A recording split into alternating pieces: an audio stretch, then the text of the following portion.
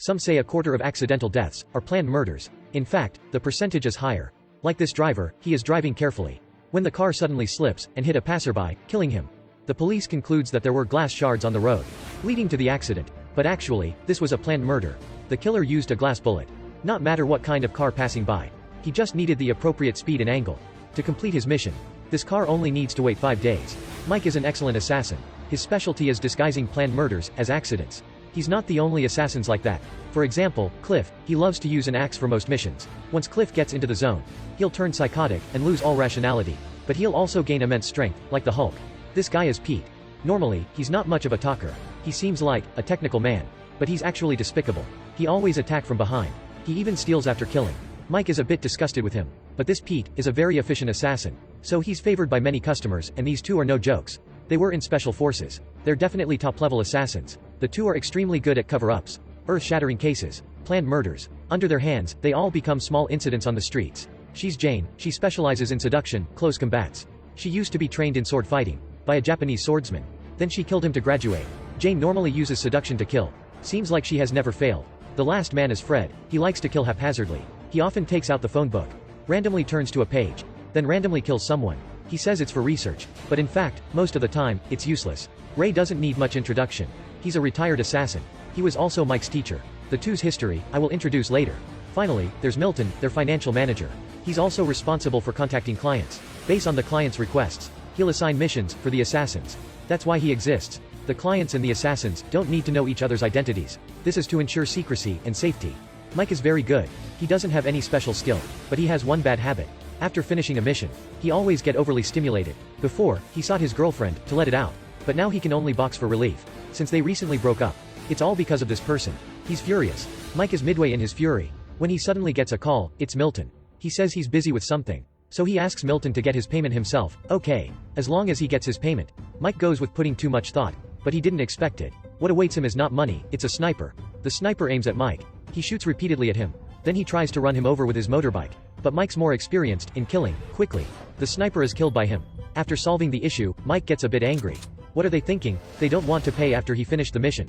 They want to appropriate his payment. He hurriedly calls Milton. Demand to know who the client is, but it's against their rules to disclose the client's identity. Milton advises him to calm down. He will think up a solution for this. Mike thinks, against the rules. You lied, telling me to get the payment myself. Is there any rule that allows this? Just as he wants to yell back, Milton suddenly has bad signals. He can't phone him anyway. Let's go home first. But midnight, it never rains but pours.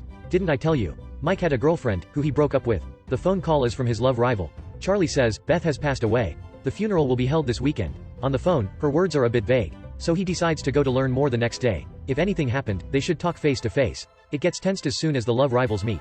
The two exchange some insults. Before getting into the main topic, Charlie tells him two things. First, the police said the perpetrators had died. They were addicts. The two overdosed the next day. They reaped what they sowed. Second, Beth was pregnant. The child was yours. So it was the death of two lives. Hearing this, Mike's head feels like it wants to explode. His client was unreliable. Now, his girlfriend and their child have passed away. Is this a coincidence, or was this planned? If this was just bad luck, the probability is very low. But from the perspective of an assassin, something's definitely up.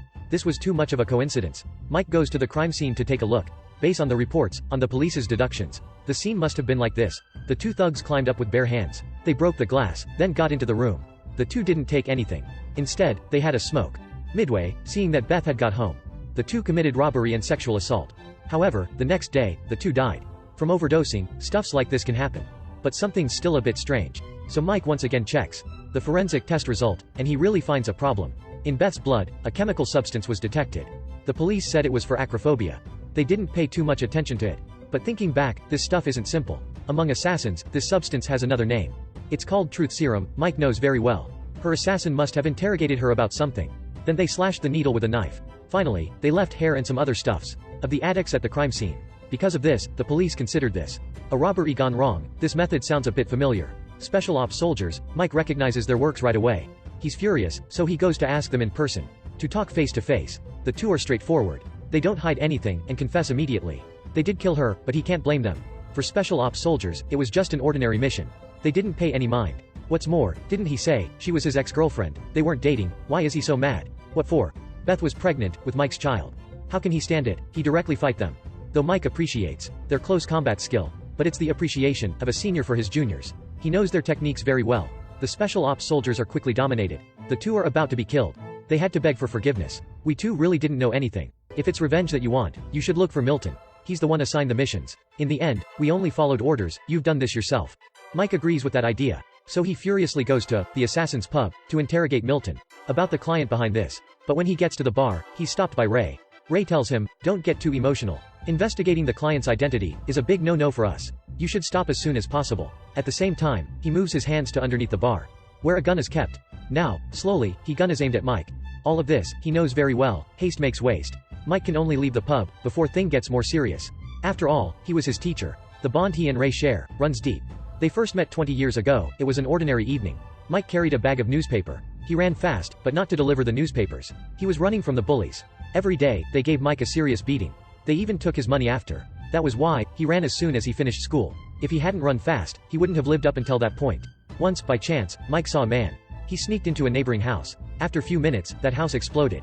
This rocked Mike to the core. He didn't report this to police. Instead, he kept quiet. For few weeks, he followed him. He got to witness 3 murders. Mike became very interested. As soon as he learned this technique, he could kill the bullies for revenge. So he gathered his courage. He knocked the man's door. He took out a camera and showed it to the assassin. The assassin took a look. He was surprised. The more surprising thing was that he didn't want to report him to the police. Instead, he wanted to learn from him. He gave him a test. He passed it. But more importantly, this boy was still young. He reminded Ray of his younger days. So he accepted to teach him. But for the initiation, he had to kill all of his bullies. The boy sneaked into a house. He stuck a $10 bill on the antenna. Then he hid in a pile of dirty clothes. Silently waited for the house's owner. The house's owner opened the door. He lit a cigarette, seeing the $10 bill on the balcony. He went to pick it up, so the boy jumped out. In a flash, he pushed him off the balcony. This murder was turned into an accident by his teacher. But the teacher also got his weakness, incriminating photos. The two got hold of each other's and gained assurance about the other person. Since then, Ray started to teach him killing techniques. Theoretical knowledge, toxicology, weapons, chemistry, close combats, etc. He was strict with him. Mike's technique also improved day by day. He has been obeying his teacher very well. Until now, Mike visited Charlie to ask about Beth when she was alive. But midway through their conversation, her door is burst open with an axe. Mike asks him, why does he attack him? But Cliff has entered the barbaric state. He has lost all humanity. They can only talk after the fight. But in this state, Mike can hardly save himself. He can't hold his strength. Cliff is unintentionally killed. The source for all of this can only be asked from the source. He has to look for Milton. This proves that interrogation with violence is simple yet effective. At first, Milton is very stubborn. He won't say a single word. But after some serious beating from Mike, this time, Milton tells everything. Recently, through bribery, they gained the rights to mine crude oil near the sea. Since Mike's girlfriend was in an environmental protection associate, the associate got hold of some clues about that bribery. No other choice, they knew too much. So the oil company wanted to silence them. On the other hand, Ray sees the special ops soldiers and his financial manager beaten up like that. He got mad, getting too emotional.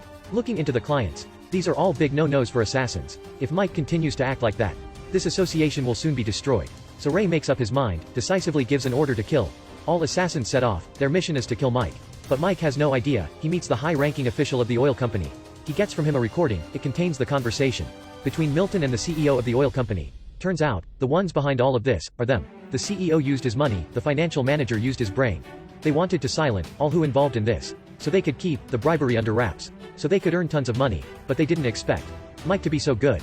The plan failed midway. The guy just wouldn't die no matter what. The two are talking when the special ops soldiers fire at them.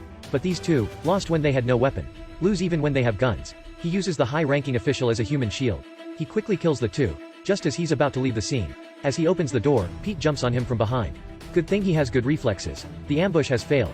Regarding close combat, Pete is definitely no match. Mike retaliates, then kicks him down to the second floor.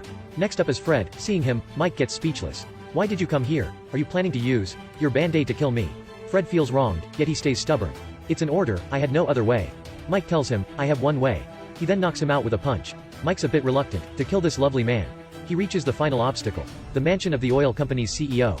He jumps behind 2 guards. One strangled, one kicked, the 2 are instantly killed. Now, there's only Jane left. But Jane, though her close combat skill is quite formidable, her main skill is still seduction. But she has to keep the arrogant act at all time. Jane says she doesn't need the advantage. Instead, she's beaten to pulp. Jane gets a bit regretful. So she hurriedly finds the CEO for her katana. She has turned fearful from the beating. Even with the katana, she's no match for Mike. In the end, she is stabbed in the chest. After Jane's death, it's the CEO's turn to be fearful. He wants to bribe Mike. Money is not an issue. But his beloved woman and his unborn son can't be bought with money. So he swings the katana. He finally has his revenge. Now he needs to deal with the last person, Milton, at the pub. Ray sees Mike safe and sound. No questions needed, it's obvious. Other assassins all have died. Ray is on the verge of blowing up. Mike only calmly takes out the recording, proving Milton's evil deeds. The proof is as clear as day. Hearing that, Ray understands everything. In anger, he gives Milton a beating. In contrast, Mike had an unusual attitude. He says, "Why don't you forgive him? It hasn't been easy for anyone, I can sympathize with him." He affectionately hands him a box of band-aids. Milton is moved to tears. He has no idea these are Fred's killer band-aids. Meaningless murders are Fred's works. His final target is finally dealt with. His revenge plan is finally completed. But right at that moment, Ray aims a gun at him. Regardless what one would say, he dedicated 10 years of his life to this assassin's pub. It was destroyed in just days. Anyone would get upset over this. After swearing up a storm, he says forget about it. I can always ban him from this pub, he thinks. He's still his dearest student. Then Ray menacingly chases him out. At the final moment, he can't help but to say, "You'd better be careful." Mike turns his head, smiles.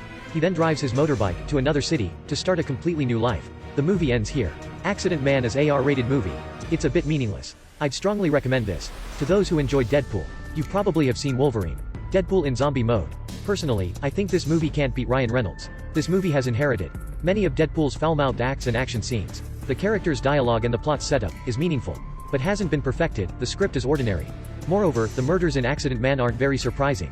They can work on this. Anyway, we can't ignore the strong points for its weak points. The movie still has a lot of strong points. At least, the movie is good to kill some time, or you can watch it when you have times.